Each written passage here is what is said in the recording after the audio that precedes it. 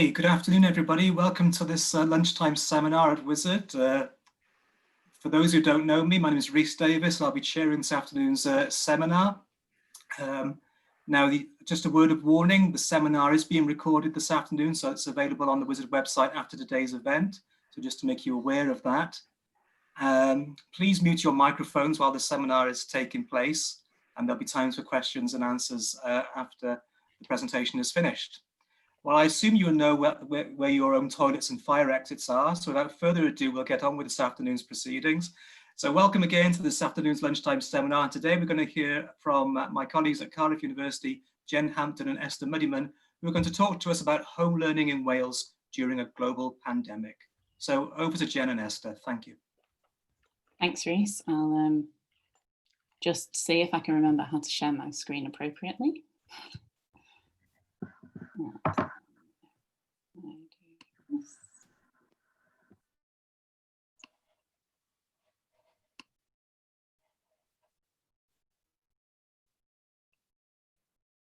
So we're good. Can take that as a yes. So hello and welcome everybody. Thanks for joining us for our lunchtime seminar today. For those of you who don't know me, my name's Jen Hampton, and along with my fellow WISERD researcher, Esther Muddyman, we're going to talk to you about research findings on home learning in Wales offered across various WISERD projects with a specific interest in what's been happening this year. So we have something of a dual purpose with this presentation. There's this broad research question of what home learning and specifically pupils' remote interaction with formal education looks like in Wales in the context of school closures and absences due to COVID-19. But we're also thinking about and figuring out how we can use relevant data from across our various research projects to complement and enhance our understanding of this area. So today's presentation has grown out of and is part of our ongoing conversations. It'll cover some of the things we've been sharing and discussing, drawing on work from across several WISERD projects, including Children's Worlds, the Hub Learning Platform Analysis, the WISERD Education Multi-Cohort Study, and the Family and Civil Society Work Package from Civil Society 1. I'm going to kick us off with how we might understand home learning, followed by the position in Wales pre-pandemic, drawing on representative survey data from the Children's World study. And then I'm going to move on to outlining the current context in terms of school closures and absences, the steps that Welsh Government have taken, and findings from some research from the Children's Commission and Children in Wales COVID-based surveys. And then for the rest of the presentation, we'll look at data that Esther and I are currently working on. So I'll talk specifically about the Hub Learning Platform data and what the very initial analyses appear to be suggesting. And then I'll pass over to Esther, who will be discussing findings from the WISERD Multi-Cohort Study and Family and Civil Society. We'll then round up with a summary of the findings and insights, possibly, that seem to be being offered by our work. And really, this seminar is a bit of a showcase of WISERD's work in this important area, and will hopefully spark some discussions of what's happening, our work, and how best we might draw on multiple data sources in a rigorous and robust way. So to kick off then, there are many facets to home learning, and it can be defined as those educational activities. Oh, sorry, I should have turned that off.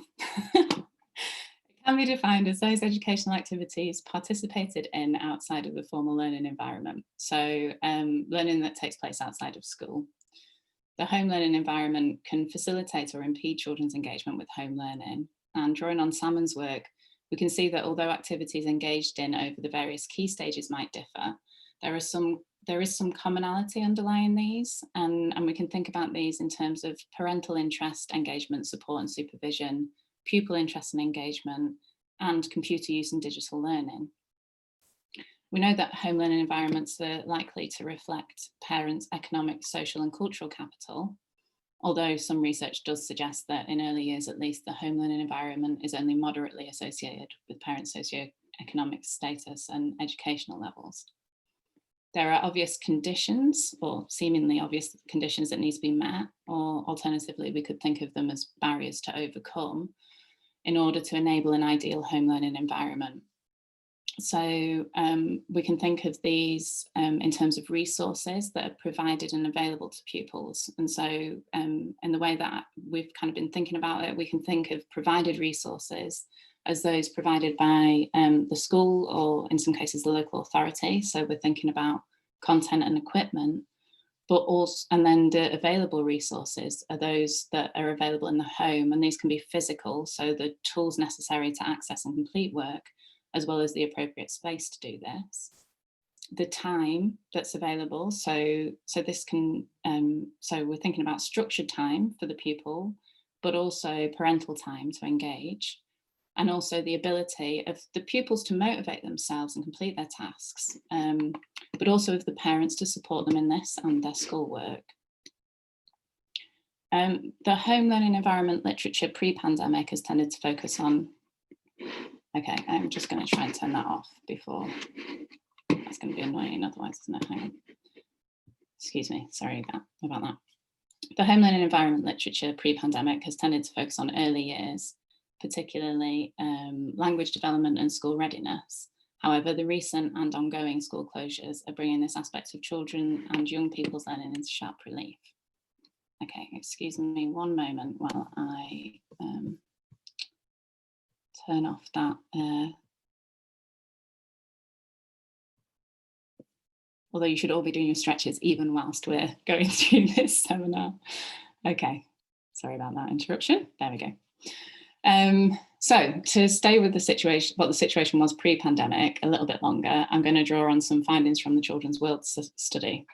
So Children's Worlds is an international study of over 128,000 children across 35 countries. In Wales, we collected responses from over 2,500 children aged between 9 and 14 in the summer of 2018 to provide a representative sample of the mainstream education cohort. The main focus of the study was on children's subjective well-being, that is, asking them about their happiness, satisfaction and mental well-being at home, school and in their local area. We also included time use questions, including the frequency that children did extra classes or had tuition when not at school, did homework and studying when not at school, and asked them whether there was a place in their home where they could study. We found that whilst the majority did not attend classes or have tuition outside of school at around 70%, the vast majority both did some homework or studying outside of school, so 88% of the total, and had somewhere to do this at around 79% of the total. We also found, though, that this varied in terms of material deprivation. So material deprivation is a measure of poverty that looks at the lack of material necessities rather than financial resources such as income. Whilst there was little variation in terms of extra classes or tuition, we see that those who are missing 2 or more items on the material deprivation measure, so those that are most deprived, are much more likely not to do any homework or study outside of school. So this is nearly a third here, compared to around, what's that, around 10% of the rest, and are much less likely to report that they have somewhere at home that they can study. So this is here at around half, compared to actually nearly probably about 80% of the rest. So we can see that there's some indication here of inequalities in participation and the resources that facilitate home learning. So now bringing us up to date in the current context of 2020 and the school closures and absences resulting from the pandemic that's brought home learning to the forefront of our thinking about the national school system. So as you'll all be aware, there's been a number of school closures due to the pandemic this year. So these include the initial national closures from the end of March to the end of June, and the ongoing rolling closures and absences, which we can think of as operating on several levels from the national. So I'm thinking there about the older children from year 9 upwards in the week after half term, not going back to school for that week. The local, so schools sending home entire year groups and classes or bubbles of pupils on a school by school basis, and the individual, so those individual pupils who are isolating due to potential contact with the virus. As part of the Stay Safe, Stay Learning message, Welsh Government worked with local authorities to support digitally excluded learners, with these being defined as pupils who do not have access to an appropriate internet connected device that allows them to participate in online activities from home. This included giving around £3 million to local authorities to organise provision of repurposed school devices and to provide 4G MiFi accounts to those who needed them, which in turn facilitated access to the Hub Learning platform and other digital resources already in place. Despite this, both the Children's Commissioner's Coronavirus and Me survey, which was carried out with over 23,000 children and young people in May of this year, and another survey carried out by Children in Wales, asking their membership organisations about the children and families that they worked with in August of this year, found the barriers to home learning during the initial closure period included access to enough or any suitable electronic devices and the internet, pressures in the home and a lack of parental confidence to support, motivate and provide routine. And the Children's Commissioner survey also found that pupils wanted greater contact and support from their schools, with results from the UK Longitudinal Household Study Special COVID survey suggesting that Welsh school children were being provided with amongst the lowest number of lessons across the UK, both in terms of live, so I'm thinking digital classrooms there, and static. So homework that's being sent out, provision. And so considering digital home learning and the data that we have access to at the moment. So briefly then, this is the Hub platform data. So the Hub digital learning platform has been available to schools in Wales since 2012 to meet the Welsh Government's commitment to a national digital service. It provides its users with access to a range of centrally funded bilingual digital tools and resources, and is a strategic digital channel to support the delivery of the curriculum in Wales. And as well as providing access to a range of resources to the general public, Hub also provides access to a range of centrally funded tools, a professional networking environment, and Google for Education, Microsoft Office 365, and various other learning resources. And this latter lot of resources are available to users that have a Hub login, with these logins available to all staff and learners in the maintained sector in Wales. And although it's available to all those in maintained schools, it's not a mandatory use. It has proved quite popular, particularly in primary schools, as we'll see. But it's important to note that we are just looking at an aspect of digital learning. And so the data that we have access to at the moment is at the administrative level, is administrative data, which currently sits at an aggregate monthly school level. So it provides information on staff and pupil accounts and logins and their click-throughs to other services. And we're hoping for more detailed data. But for now, we can look at the variation based on school characteristics by linking this Hub data to school census data. We're only just starting with this piece of research, but initial analysis does reveal variation by local authority and consortium. So there appear to be some consortia that are really encouraging and supporting use with schools within their area.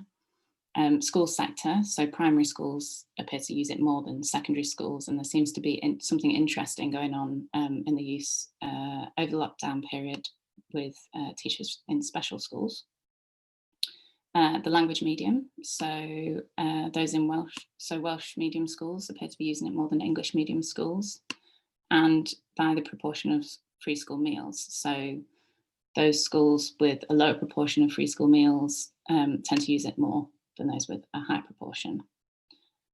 So in addition to this, the analysis also highlights that disparity in this mode of learning persisted throughout the school closure period and following reopening, and in some cases were exacerbated by, or even were only evident after the school closures in March.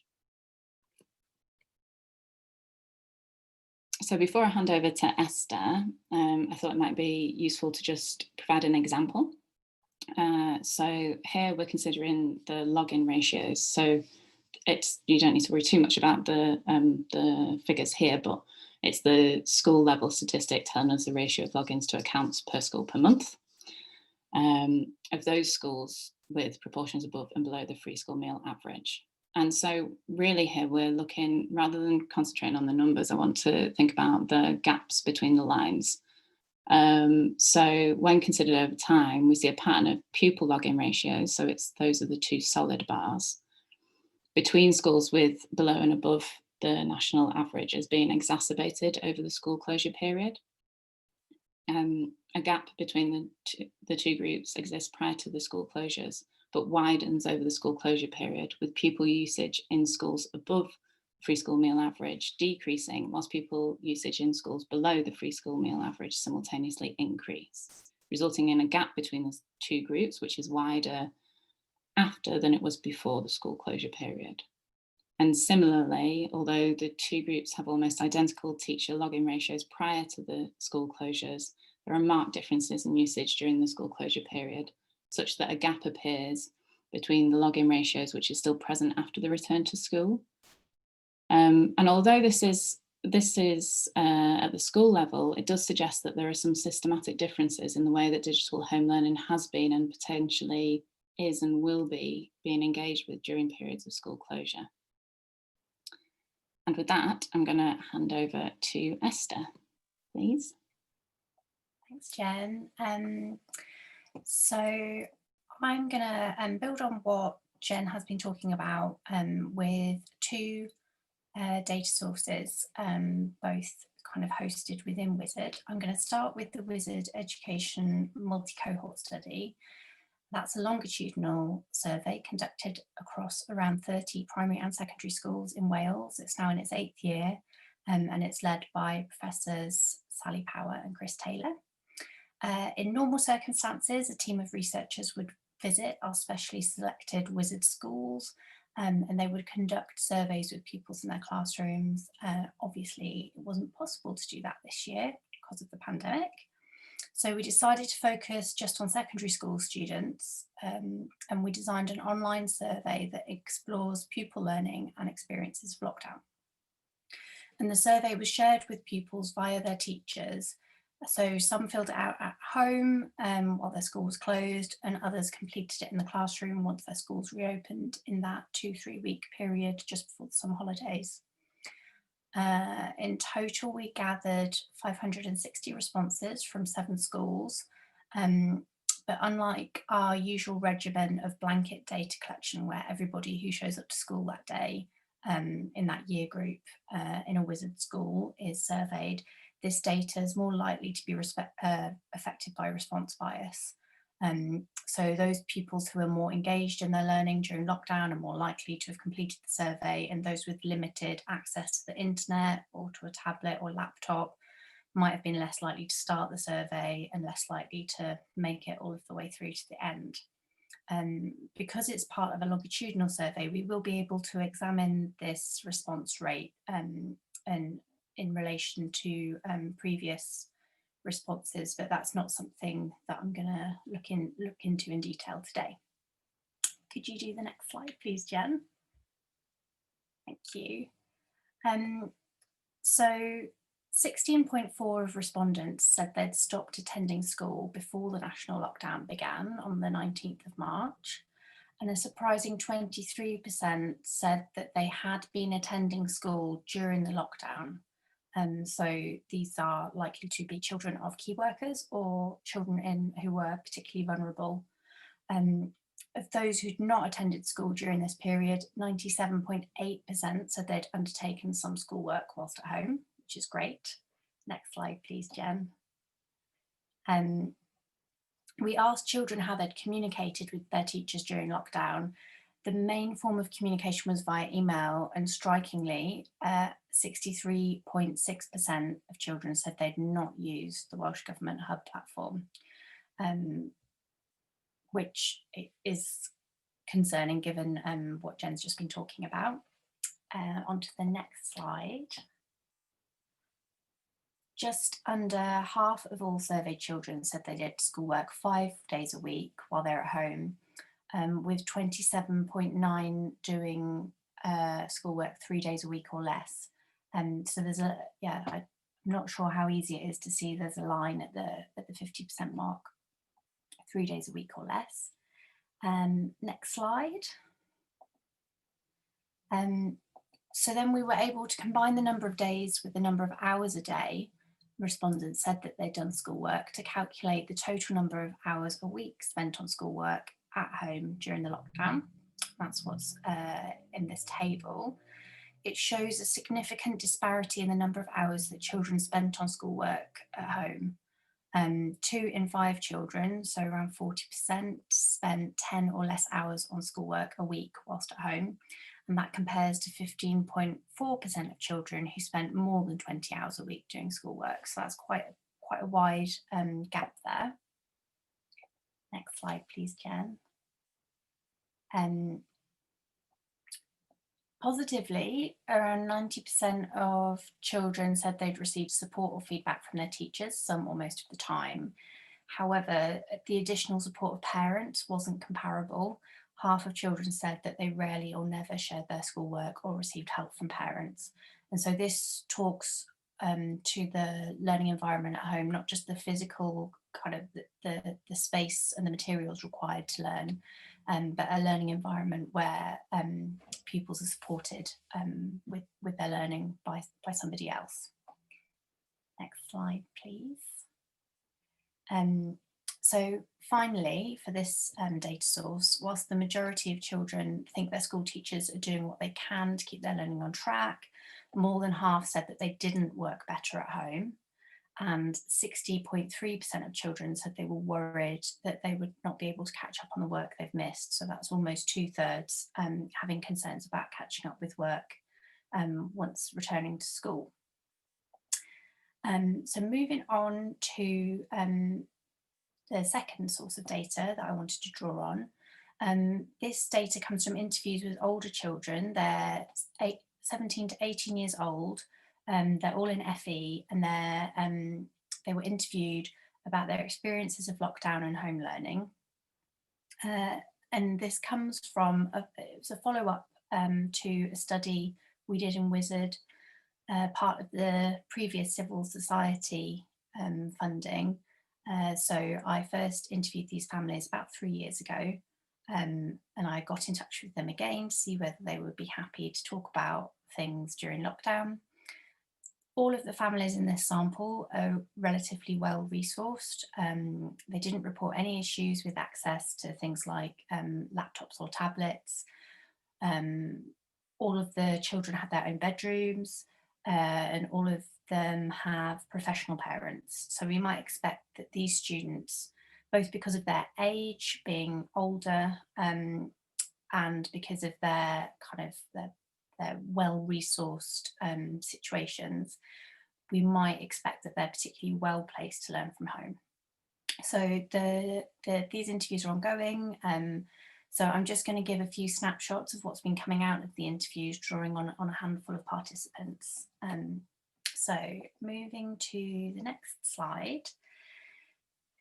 Beyond the practicalities of setting up a quiet workspace at home, students responded that in the initial stages of lockdown, at least, there was a delay in being sent learning materials. So Abid, who really, really enjoyed school, spoke about the early days of not having much to do, saying we had the occasional work set every now and then, but it wasn't a replacement for being in school, and it felt more like a holiday. And this is backed up by Ruth, who's a parent of another teenager studying for AS and A levels. She's an educator herself, and she said she found it really hard to motivate her son Zayn because they didn't give him any work for ages. After they cancelled the AS level exams, they were kind of left to their own devices, and it was only towards the end of the summer term when they started to be given work to contribute towards their year 13 studies that the work started trickling back through again. On to the next slide. This is an exchange between Zena and her mum Daisy. So Zena distinguishes between home learning and active learning, saying everybody's attention span has just gone, we're all on TikTok, and when college is back, everyone's going to struggle a lot more than if lockdown hadn't have happened. And Daisy, who again is an educator herself, is quick to say, but you've attended all of your lessons, haven't you? And Zena says, yeah, the online lessons were okay, but people weren't as attentive. And she makes this distinction about between being in a classroom environment where you're more involved and more engaged with learning from home, particularly in your bedroom, and having a connotation of sleep, having that dual purpose space where your bedroom maybe up until now has been a space to relax and chill out, and now it's a learning space as well. And she was saying that that was having an impact on both her learning and her ability to sleep. And on to the next slide. What came across really strongly was the need for these older pupils to learn independently. So they're saying that there was very little teaching. We had to be self-directed, and you can see how that would be of benefit to those who are in families where learning is really prioritised and valued compared to households and families where perhaps there are other pressures and other priorities competing with those learning requirements. And interestingly, lots of the older participants got involved with helping their younger siblings. So Zoe spoke about helping her younger sister who's at secondary school, saying, yeah, she was getting a bit behind. It was harder for her because she's got so many subjects and she's not interested in all of them. So there was more of a job of motivating her to do homework. Whereas for students in further education who've picked a subject or subjects that they do have an interest in and have opted to study, it was a bit more, it was a bit easier to self-motivate and to be interested. Okay, on to the next slide. This is from Abid again, who makes this real distinction. He reflecting on his return to the classroom. So this interview was done about 3 weeks ago. He said, I didn't realise how much easier it was learning with a teacher compared to just being given resources or online teaching. Just being in the school building, in a classroom, motivates you a bit more to learn and to take everything in and to focus.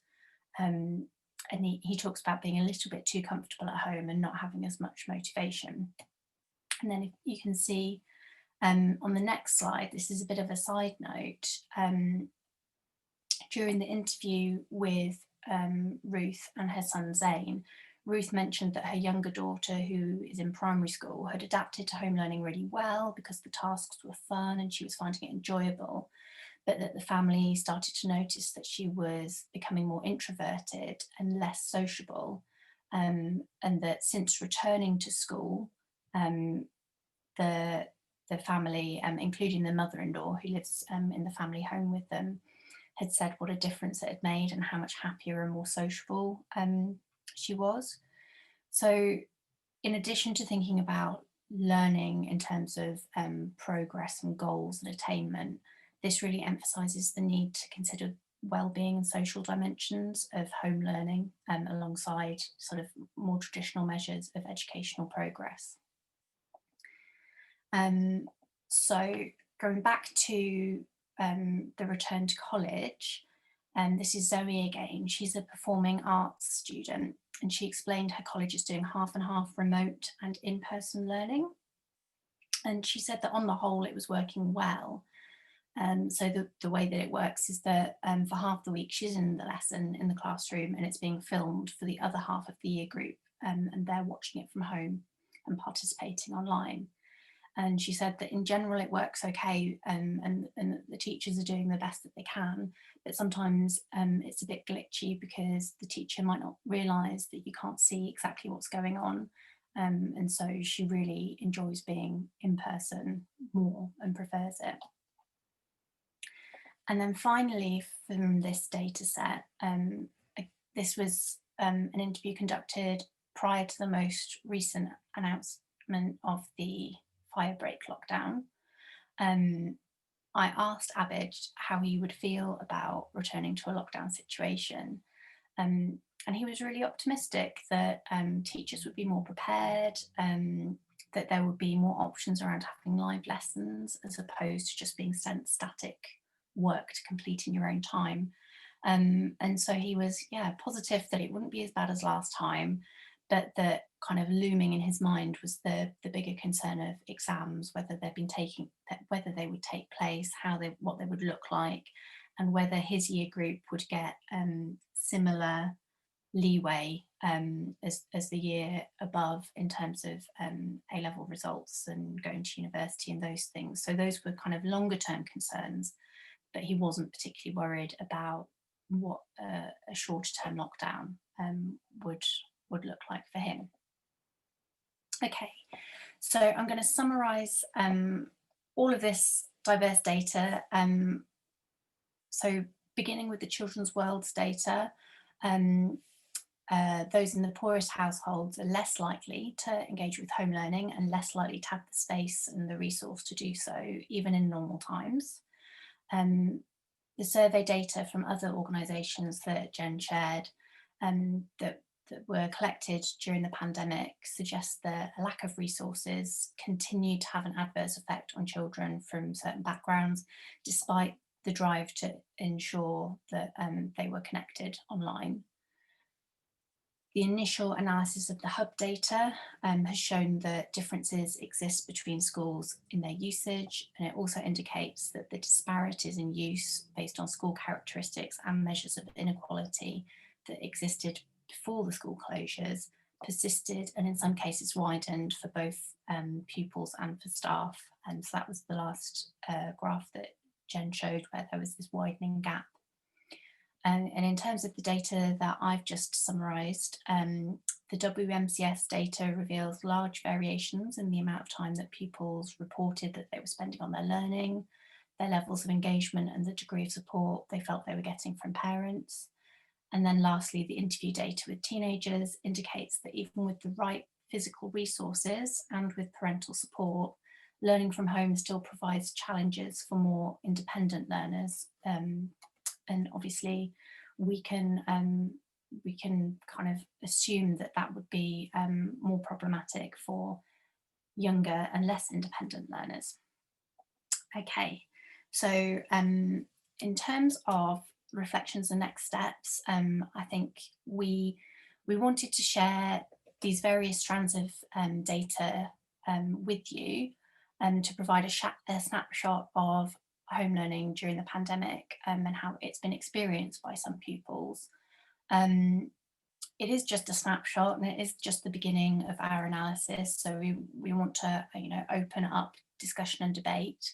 But what we're seeing so far is that despite various initiatives targeted at minimising inequalities in home learning, the data suggests ongoing and even deepening stratification amongst different groups of learners, and that this stratification isn't just down to physical resources, but is more widely influenced by a range of home learning factors. And drawing on multiple data sources in a way that is kind of encouraged and allowed under the auspices of WISERD provides a holistic and timely slice of evidence into an ongoing issue. So we've presented an overview of the situations and our findings so far, and that's going to benefit from ongoing analysis, both of existing data sources, but potentially doing more analysis moving forward with hub data on how best to scaffold home learning. And we're also interested in how we can best draw on these multiple data sources in a rigorous and robust way. So we welcome your thoughts and discussion around this in relation to the substantive issues that we've raised to do with home learning. So with that, I'd like to say diolch yn fawr, thank you very much, and open the floor to questions. Thank you very much, Esther. Thank you very much, Jen. And I think I'd say echo what Esther was saying there. It's very pleasing to see this research issue being addressed with mixed methods research, combining data from secondary sources, administrative data, as well as with its own cohort studies. So that's excellent to see. Thank you very much to you both. Right, we do have some time for questions now. So could I please ask colleagues to use the hands up functionality in the participants section of Zoom if you'd like to ask Jen or Esther a question about their research, please.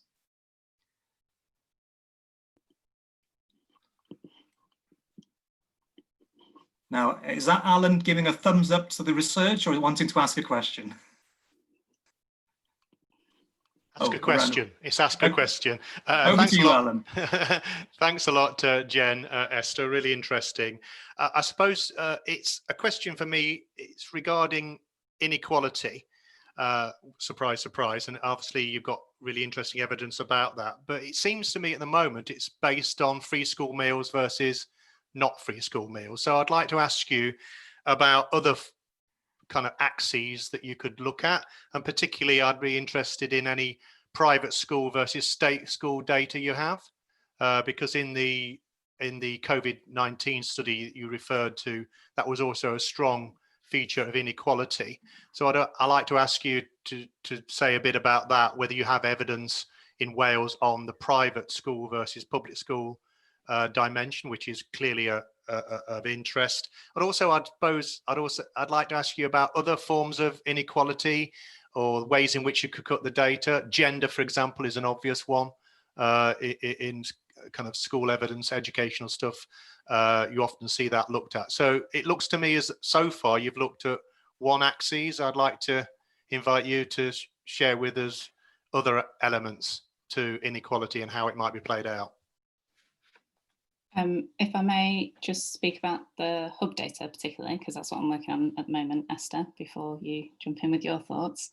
The hub data that we've been using, that and actually the Children's World. So Children's Worlds we recruited from the maintained sector, and hub data is only data about the maintained sector. So although I thoroughly agree with you about that there probably most definitely is a difference between the experience of those in the private and maintained sectors, it's not something that we can look at.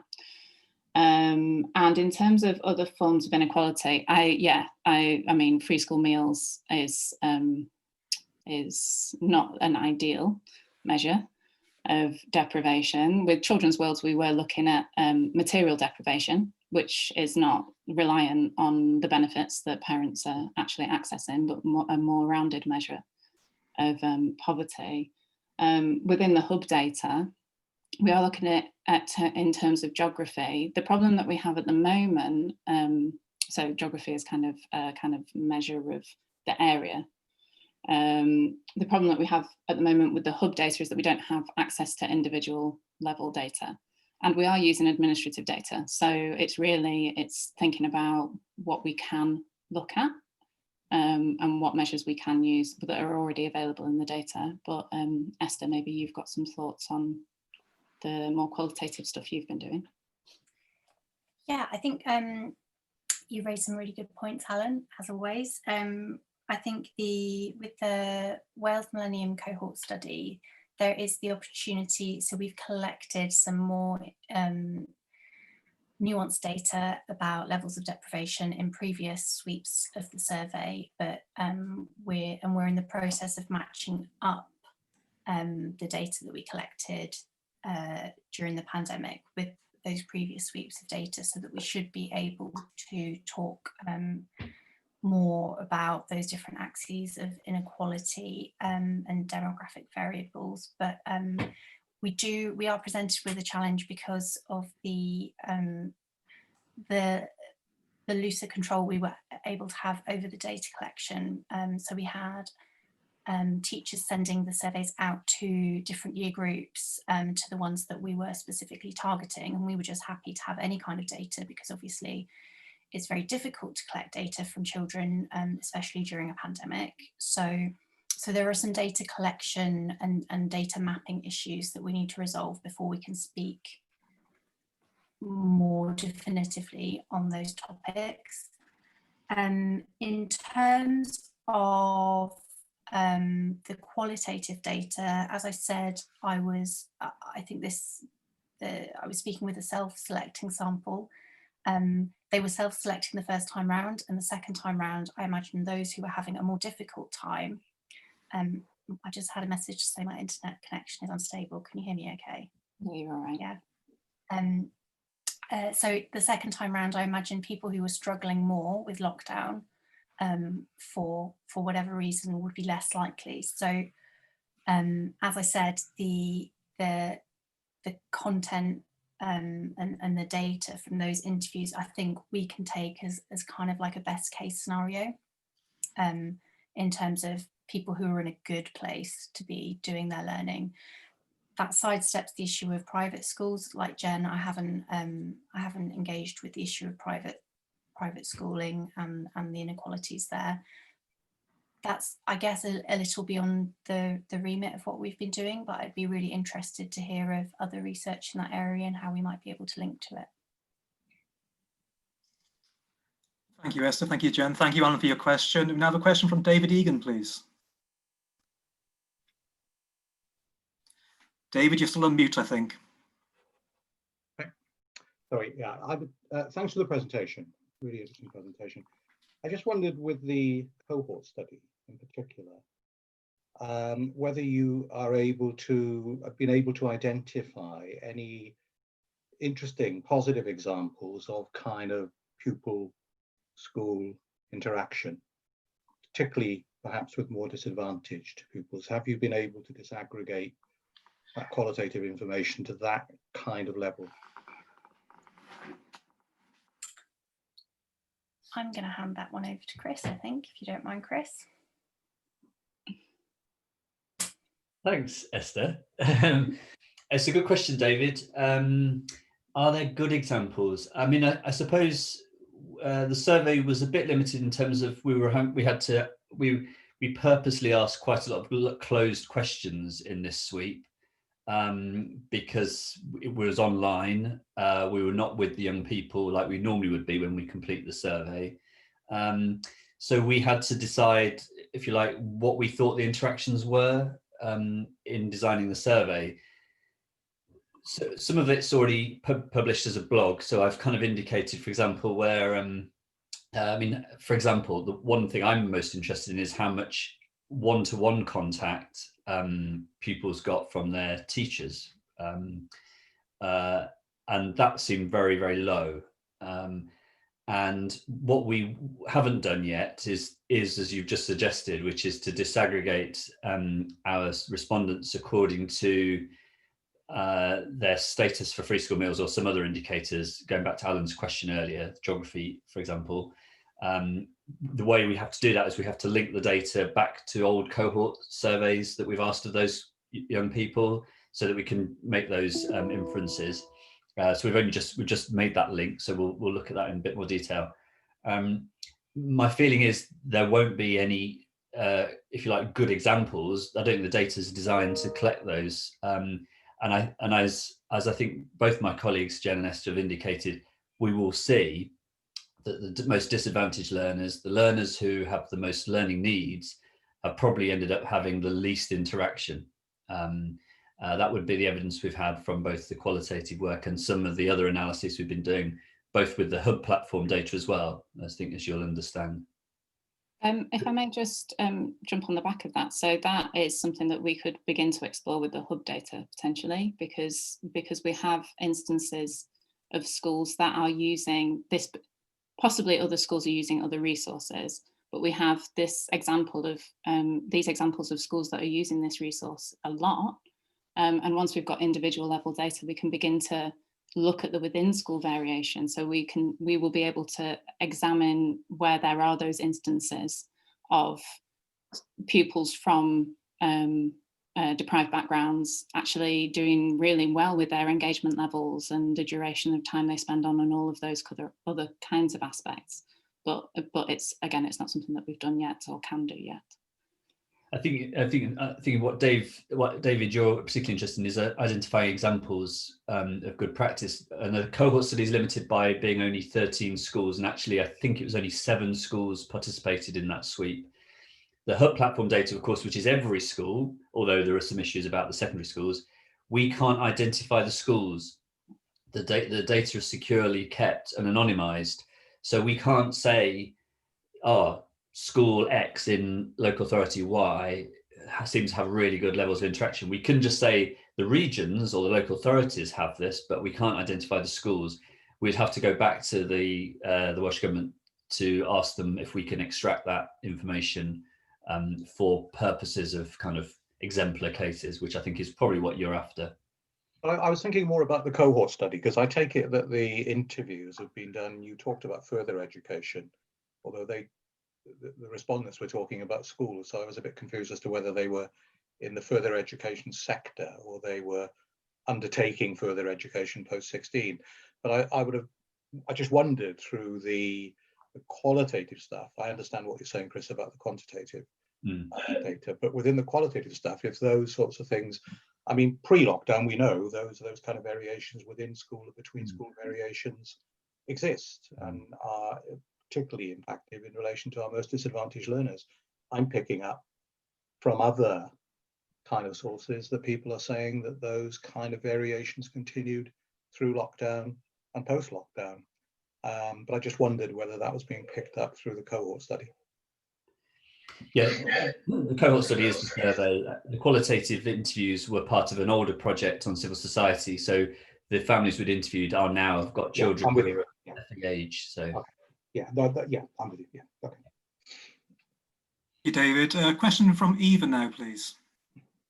Yeah, thanks. You probably won't be able to know this, I don't think, but I just wonder if you'd ever thought about exploring what the difference kind of community level support makes. I mean, there are a number of community organisations that have links with schools, actually, have homework clubs, and maybe doing work now that might make a difference. But that seems to be an invisible kind of area in the work that you're doing. But you know, for instance, Action in Cairo and Ely has strong connections to the school. They do a lot of innovative stuff. I don't know what Dub Workshop and Banwen are doing in the valleys, but it seems to be an area to explore. They have been running, and what they've been doing during the pandemic might be interesting to think about. Yeah, that's sorry. Go on, Esther. So I was just going to say, yeah, that's a great point. It hasn't come up in the qualitative interviews when I've asked lots of open questions about learning and whether you know, online learning, face-to-face learning, peer-to-peer learning support, all of those things. It hasn't come up amongst the 17 and 18-year-olds that I've spoken to so far. But as I said, the interviews are ongoing. I imagine things like homework clubs and that sort of thing might be more relevant for younger age children. So it might be something that we can, yeah, pick up on a bit more. I don't know, Jen, if you have any comments for that. Only that it's a brilliant point, Eva. Thank you. And maybe actually, that definition of home learning that I was thinking about at the beginning was a kind of traditional idea of home learning, and not actually thinking about that wider kind of bringing it out a bit more and making it more about this tension between informal and formal learning and where those community-based practices sit. So maybe it's something that we need to work on with our, like me and Esther need to work on in terms of our definitions of what we're actually looking at. But yeah, it's a great point. Thank you. Thank you, Eva. Any further questions from colleagues?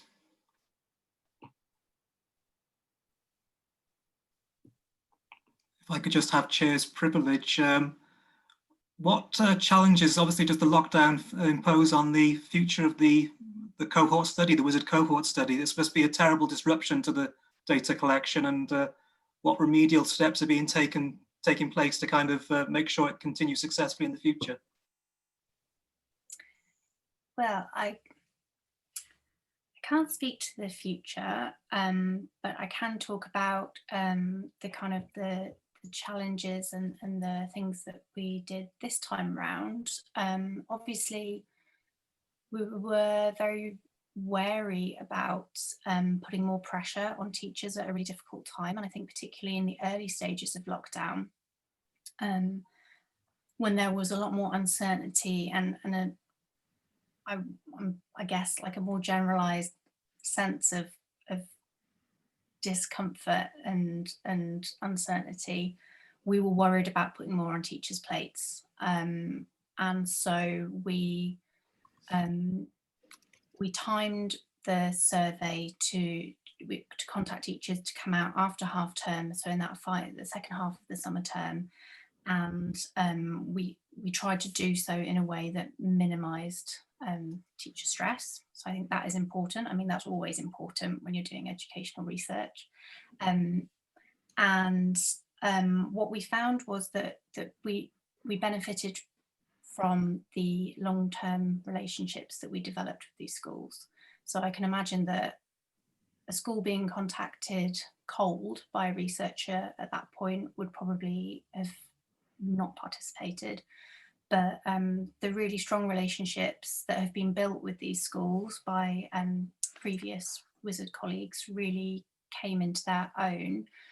It didn't work out in all cases. For example, there's a school that we've been working with in Merthyr Tydfil for quite a long time, and they were really adversely affected by high rates of COVID. And so we had, even though we know we've got a really strong contact who shared the survey for us and pushed it on our behalf, we didn't get I don't know if we got any responses from that school, because at that point there was a real spike in COVID cases, and so obviously it kind of dropped off the radar for a lot of people.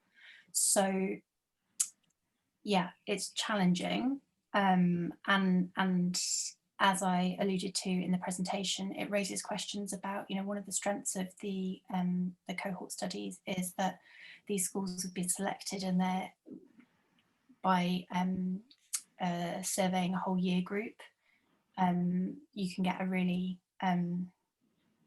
good picture of what's going on at a school level, and obviously that wasn't the case when we were getting you know, asking for people to participate online in their own time. So it does raise some methodological questions. It raises some questions in terms of access, but I would say it's never been more important to try and understand what's going on with children in Wales with their learning, and I hope that we can overcome those challenges so that we can continue to make sure that their opinions and their voices are heard in all of this. Thank you, Esther. We have a question from Michael now, please. Hello, everyone. Can you hear me? Yes, Michael. Sorry, I think I inadvertently did a clap rather than a raised hand. I was getting confused with the reactions. Sort of a question or a bit of an observation, really, about the difference between, or the subtle difference between teaching and learning in terms of remote teaching and learning. So the provision of opportunities to learn is one thing, provision of worksheets, setting of tasks, things like that. It seems to me that it's the teaching aspect which is much more difficult to do remotely, and that may have particular impacts on pupils with perhaps lower abilities, or pupils who need that more one-to-one, face-to-face even teacher direct sort of intervention, rather than just other pupils who may be able to, you know, look at the tasks that have been set and then just do them in their own time and on their own devices. So that's a subtle difference between teaching and learning, I think, which is quite important. Yeah, thank you, Michael. And it's not something that we've gone into here, but there's something around additional learning needs. So that's a kind of a clear place to start with that. And specific difficulties felt by children and young people with additional learning needs and how they're coping with their learning. There's also something interesting, this is from the hub data, but there is also something interesting going on with how special school teachers are using the hub. So from like really not using it very much at all before lockdown, to then really kind of skyrocketing in use. So we don't actually know at the moment, we don't have the detail of what they're doing, but whether that's them accessing those resources to help them in their teaching. So there are those two aspects going on within that hub data, even that actually the teachers logging on, the staff logins is about them providing resource, but it is also about them and their professional development potentially.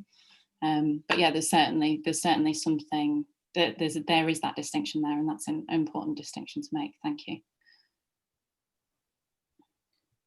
Can I just come in there as well? I think it was quite interesting to see that half of the cohort study respondents said that they were getting feedback from their teachers on submitted work most of the time, which suggests it was interactive. It wasn't just a case of submitting work and then not hearing anything more about it. I think where, although that, it would be great to see that most of the time for all kids, not just half of them, but where there's a kind of gap in the process of teaching learning is probably in the way in which they work with their parents. The figures for those and working with parents was really small, and there's clearly a barrier because obviously the parents are the ones who are in that learning zone, if you like, where they're interacting with the materials, and they are the ones who could support them. Actually, the use of parents was very limited according to our respondents, and certainly from my own personal experience, they don't want to work with parents as well. So there's a way in which how can that be developed better going forward. And just another point I would make, I think a lot of people conflating what they describe as digital or online learning in normal times with what we're experiencing now. I think they are still very distinct. Under normal circumstances, of course, you could do remote learning and have blended learning with some face-to-face. You could use your work and go outside and work with other people. In this current climate, of course, it was a very different environment. So I think there's very few lessons. In terms of experiences, we can't draw too much on other research about digital learning and apply it now. I think this is a very unique case. Thank you, Chris. We're approaching 1 o'clock now, so it's probably time to draw things to a close. I'd just like to thank Jen and Esther again for their presentations. Perhaps we can give them a virtual round of applause. Thank you very much, Jen. Thank you, Esther. Thanks to everybody this afternoon for your interest in our lunchtime seminar, and thank you to colleagues for your questions. Next week, the WISERD Lunchtime Seminar, we're joined by Simon Hatch from the Carers Trust in Wales. We'll be talking about the impact of COVID-19 on unpaid carers in Wales. So hopefully many of you will be able to join us for that seminar next week. So thanks again for your interest this afternoon, and thanks to Jen and Esther for their excellent presentation. Thank you very much all. Take care.